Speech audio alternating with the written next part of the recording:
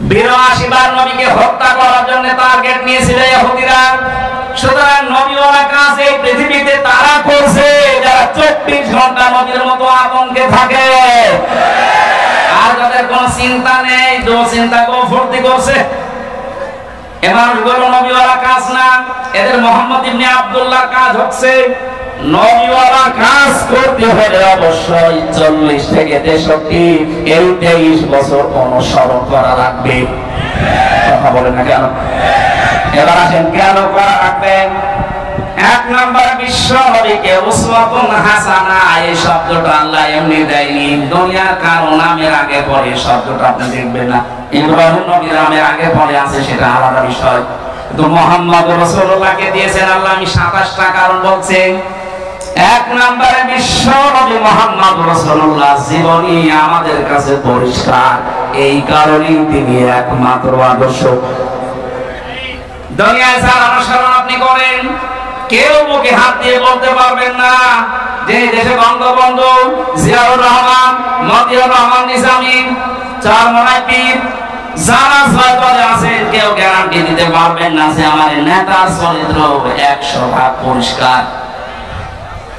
পারবেন না। অথচ নবীজি নিজে জানিয়েছিলেন, আমার স্ত্রীরা, আমার সাথীরা, আমার সাহাবীরা দিনের আলোতে রাতের আধারে আমার ভেতরে যা বস্তুটি দেখতে পাও সব খুলে খুলে মানুষকে বলে দাও। এটা বলার মতো মানুষের পৃথিবীতে আমরা কাউকে পাইনি। কারো জীবনী আমাদের কাছে পরিষ্কার না, কারো সে ছোটবেলায় কি করেছে, কার মুরগি চুরি করেছে, কার কাঁঠাল চুরি করেছে আমরা জানি না। কথা বলে না কেন? অথচ তার 63 বছরের জীবনে আপনি একটা কলম লাগাবেন, সে জায়গাও পাবেন না। কি সুন্দর কথা আল্লাহ তার নামে দিয়েছেন, খুলুকিন আযীম। আযীম শব্দটা বিশাল শব্দ। আল্লাহ বলেন এই নামটা আমি শুধু মুহাম্মদ রাসূলুল্লাহর চরিত্রে ব্যবহার করেছি। ইসমাঈল নবীকে আমি একটা নাম দিয়েছিলাম, আমার নাম গোলামের হালিম, আমার সহনশীল বান্দা। ইসহাক নবীকে আমি একটা নাম দিয়েছিলাম গোলামের হালিম, আমার জ্ঞানী বান্দা। মুহাম্মদ রাসূলুল্লাহকে যে নাম দিয়েছি এটা খুলুকিন আযীম, আমার মহান চরিত্রের বান্দা। কিয়ামত পর্যন্ত মানুষ কোন কিনারা পাবে না এর আদর্শ অনুসরণ করে। জোরে বলেন আল্লাহু আকবার। আমি যে কথাটা এই পর্যন্ত নিয়ে আসতে চাই, দুনিয়ায় কারো জীবনী আমাদের কাছে যেহেতু পরিষ্কার না, পরিচ্ছন্ন না, এই জন্য একমাত্র আদর্শ আমরা কাউকে মানি না। আমরা মানি মাত্র মুহাম্মদুর রাসূলুল্লাহ সাল্লাল্লাহু আলাইহি ওয়াসাল্লামকে।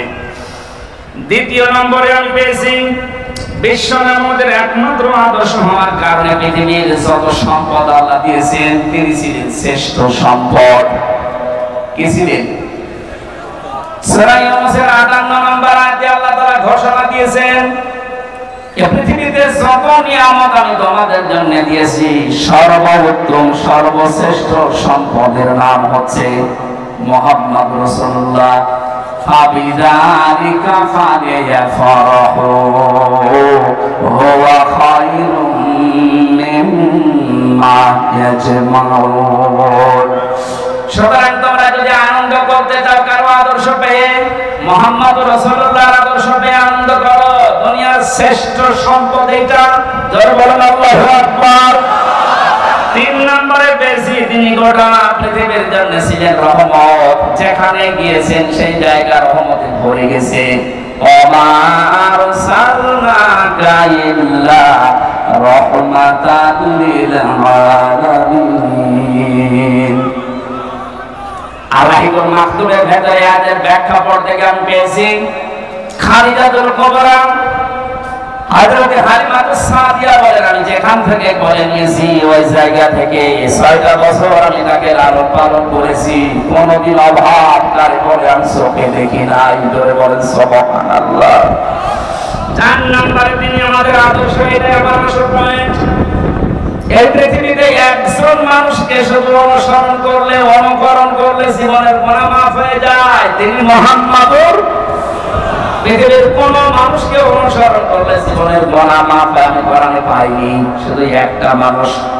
قل إن كنتم تحبون তুহিব্বুনাল্লাহা ফাত্তাবিউনি ইউহিব্বুকুমুল্লাহ ওয়া ইয়াগফির লাকুম যুনুবাকুম আল্লাহু গফুরুর রহিম।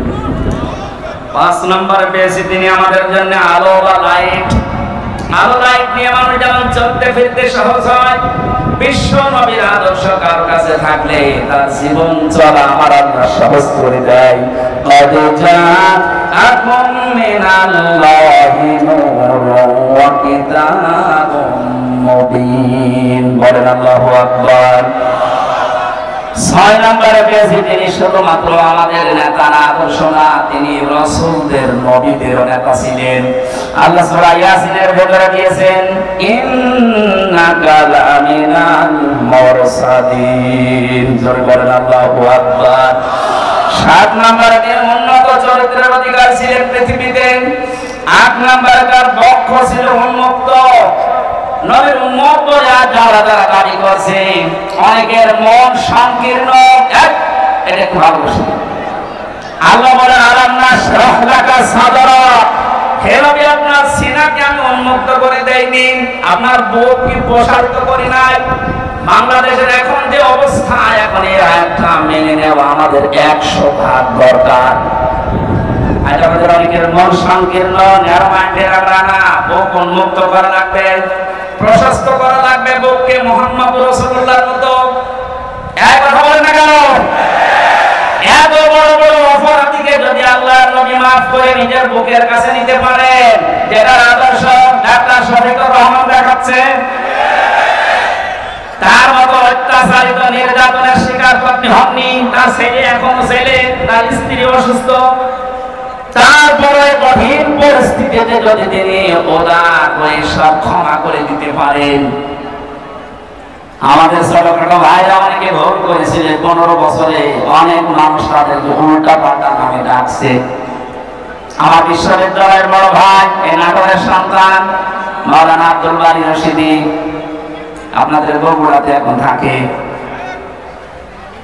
ওনার জীবন চরিত্র নিয়ে অনেকে আমার কাছে মেসেজ পাঠায় যে উনি বাতিলের সাথে হাত মিলিয়ে এই কাজ করেছিল। আরে ভাই, বাস্তবতা, স্থান, কাল, পাত্র ভেদে কাজ করা লাগে। আমাদেরকে যারা দায়িত্ব দিয়েছিল জেলখানার ভেতরে, ওরা মানুষ নামে জানোয়ার ছিল। আমরা যদি ওই আচরণ ওই সময় করতাম, যে দুনিয়ায় আর বের হতে পারতাম না, ওখানে মরা লাশ নিয়ে বের হতাম। এদেশে বহু জায়গায় এরকম ছিল যেখানে স্থান, কাল, পাত্র ভেদে বাস্তবতার নিরিখে নেশা লেগেছিল। ভাই ভাই যদি ভুল করে থাকে, উনি আল্লাহর কাছে জবাব দেবেন। ওনাকে বুকে টানতে আপনার এত উল্টা পাল্টা ফতোয়া আসে কোত্থেকে? উনি বিশ্ববিদ্যালয়ের সাংস্কৃতিক সম্পাদক ছিলেন, ইসলামী ছাত্র শিবিরের। ওই পর্যায়ে না গেলে ওনার এমনি চেহারা দেখে গিয়েছিল। মানুষের মনের খবর যেহেতু আল্লাহ জানে, কি উদ্দেশ্যে কি করেছিল সেটা আল্লাহ জানে। মানে একটা মোনাজাত করেছিল, ওইটা নিয়ে আপনি ফতোয়াবাজি করেন, আপনার জীবনে ভুল নেই। এই জন্য কোন মানুষের ভেতরের অবস্থা যেহেতু জানেন না, উপরে কিছু দেখে আন্দাজে ধারণা করলে আপনার কবিরা গুনাহ হবে। আমি আশা করছি আপনার মুখ হবে উন্মুক্ত, আপনি রাসূলকে সিরাত শুনতে এসে তার আদর্শ মানার জন্য বসে আছেন, আর আপনার মন এখনো পর্যন্ত ন্যারো মাইন্ডেড হয়ে বসে আছে।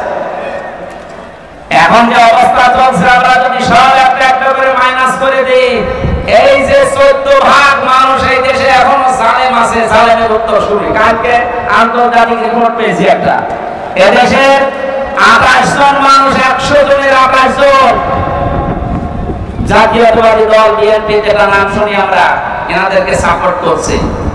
জালেম যারা বিদায় দিয়েছে তাদেরকে 100 জনের 14 জন এখনো এই দেশে সাপোর্টার আছে। 100 জনের 58 জন ইসলামপন্থী মানুষ এই দেশে অলরেডি এখন তৈরি হয়ে গেছে। 1 মাস 8 দিনের যে অবস্থা দেখতে পাচ্ছি, আমার তো মনে হচ্ছে এই অবস্থা যদি চলতে থাকে 58 না 70 হতে আর বেশি দিন দেরি হবে না ইনশাআল্লাহ।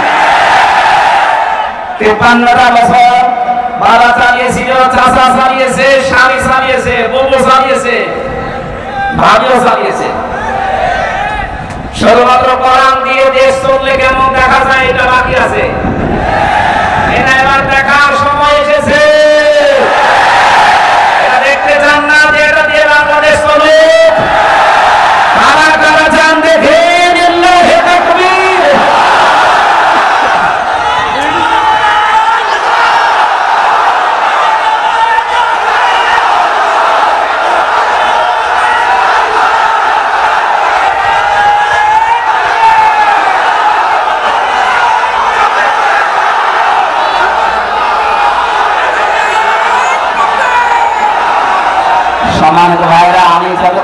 করেছিলাম, এত কয়েক ঘন্টা লাগার কথা, 27টা কেবল চলছে, 7টা।